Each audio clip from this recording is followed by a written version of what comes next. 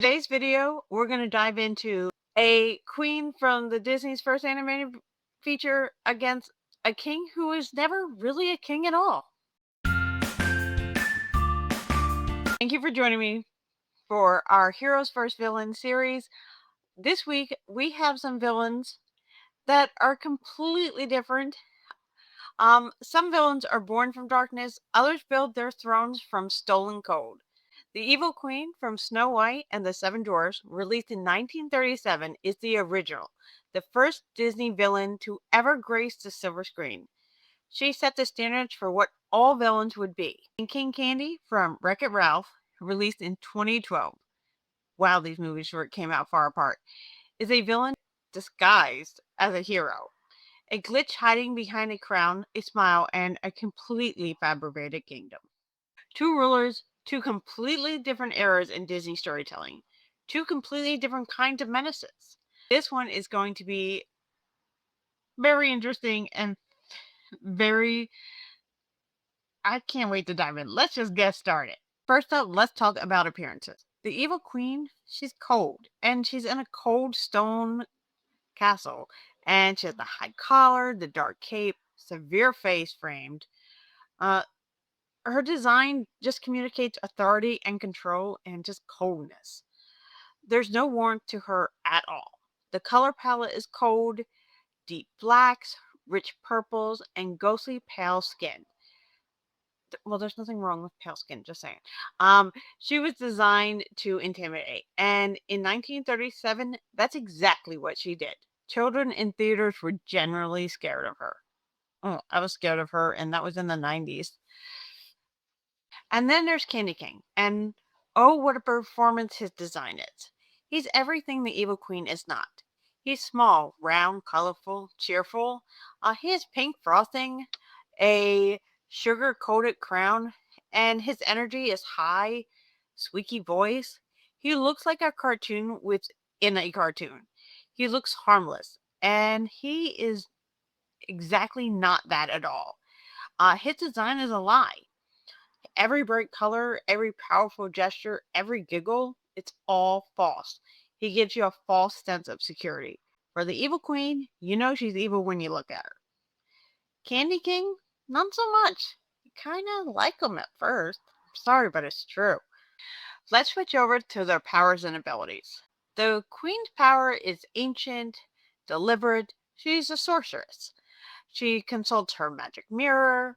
Okay, been many debates about what she says to the magic mirror. Just saying, we did put it in the video.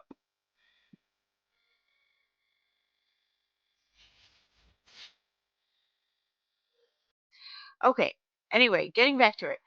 The magic mirror, and we don't know how it tells the truth, how this force is kind of unseen. But she brews potions, she transforms herself. Not just a costume change, but a complete physical transformation into the old hag. That is no small feat. She alters her own body, her voice, her entire presence to infiltrate Snow White's world.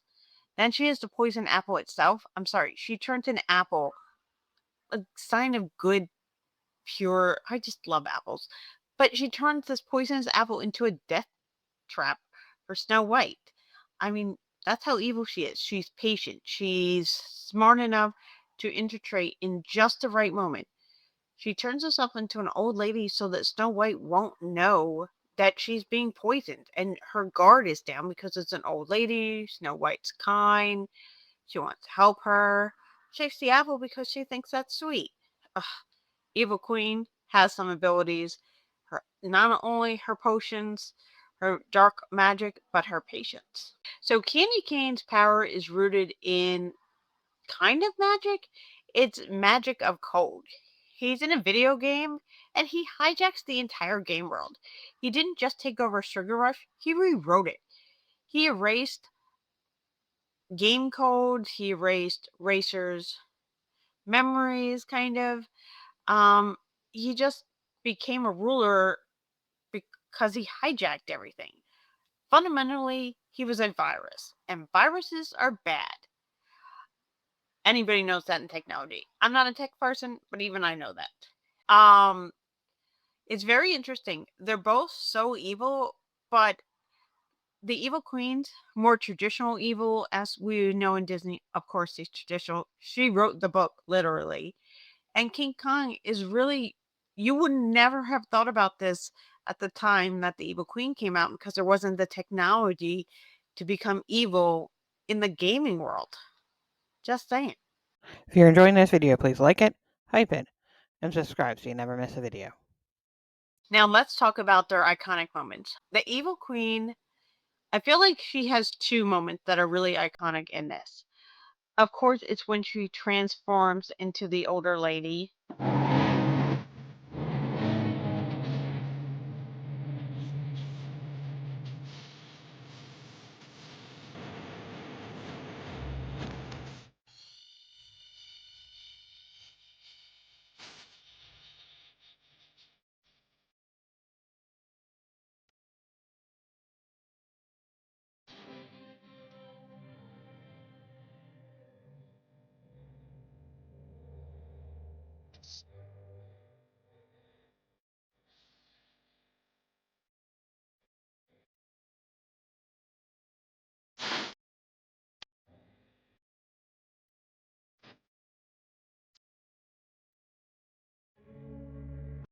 And I think it's also when she presents the apple.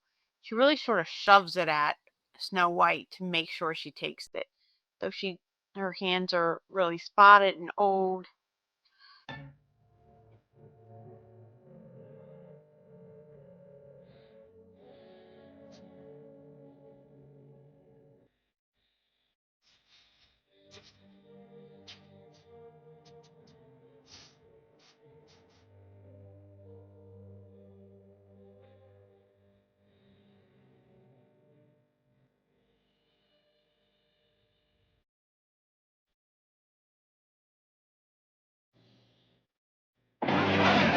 And Candy, or King Candy, sorry, his iconic moment is the revolution or the reveal that he really is just Turbo, a jealous, obsessive character who has been manipulating everything from the start. Ugh, creepy.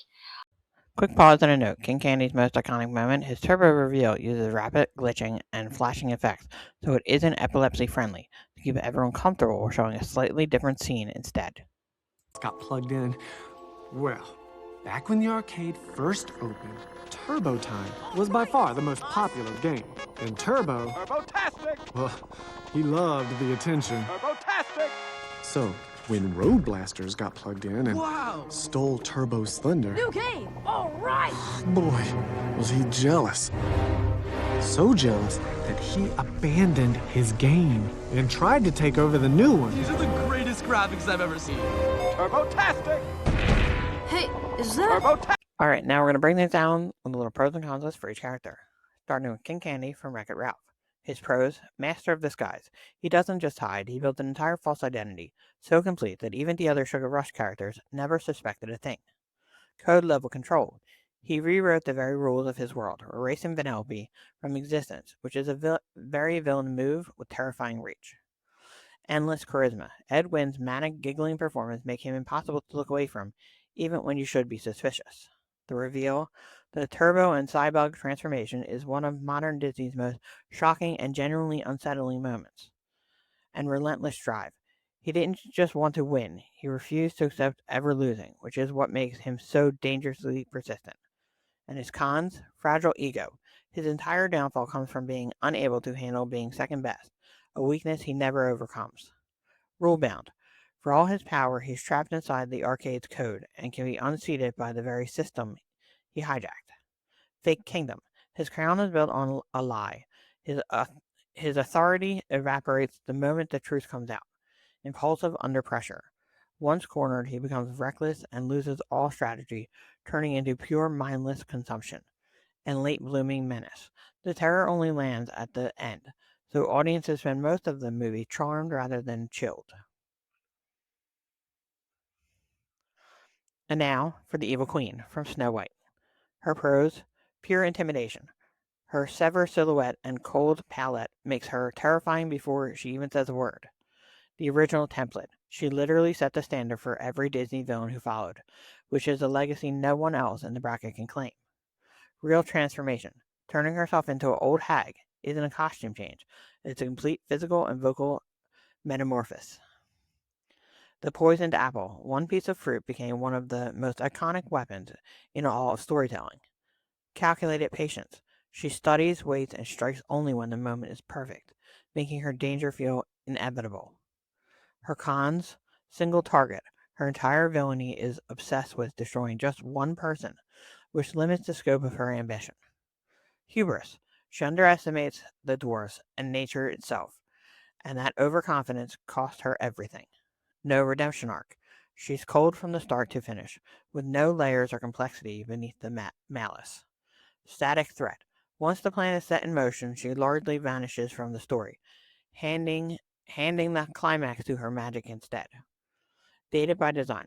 At the very first Disney villain, her methods and menace are simpler than the layered tricksters who came after. All right, so as we get into head to head with the two, Evil Queen and King Candy had to pretend to be someone they're not to infiltrate or get into the world, um, to really cast their evilness and to conquer what they feel is right. So the Evil Queen pretends to be the old lady. Of course, King Candy is really Turbo, and King Candy is the fakeness. So it's interesting head to head. I think the battle, if you were putting these two up against each other, I think who would win would really be decided by where it takes place.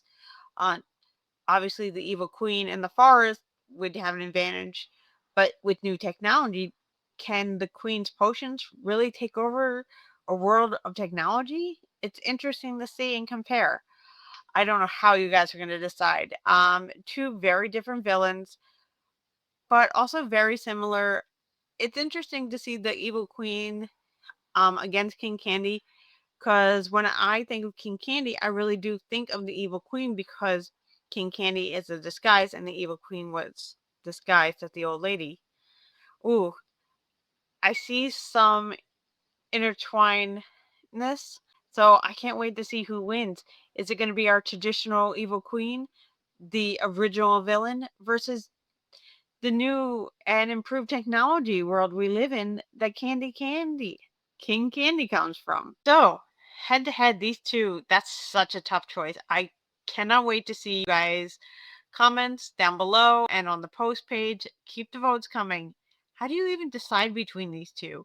I mean, they're similar, but they're not. They come from way different worlds. Um, can't wait to see how you guys pull this one off. Um, Thank you for always joining me with your comments. I'm enjoying reading them. Keep them coming. And as always, please remember to like, subscribe, and share. And find a reason to smile today. Bye, everybody.